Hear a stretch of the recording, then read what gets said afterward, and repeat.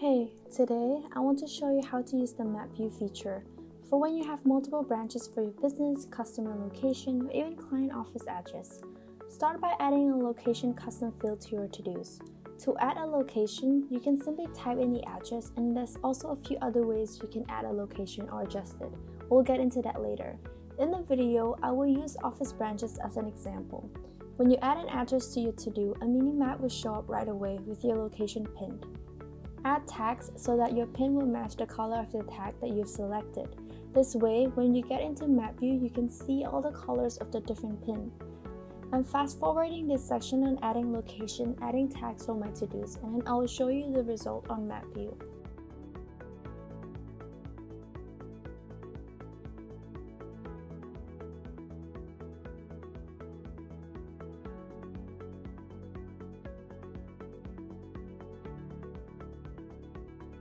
Click on this icon and it will detect your current address immediately. To change location, you can use a drag and drop on the mini map of your custom field. To switch between views, you need to click on this board icon and you will find a map view. Click on it and all of your to-dos that have location attached will appear here. To navigate around map view, you can either drag around your map or use the zoom in or zoom out button to see your location more clearly. In case you get lost on the map, click on this icon and it will get you back to your location.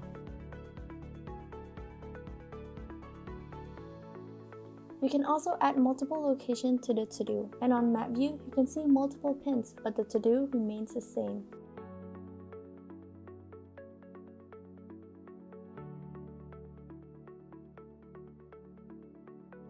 Another cool thing about map view is filtering out a certain tag that you prefer, and here, I only want to see the service center of the company. Click on the tag that you want and right away it will show up on my map view. You can also filter it with assignees.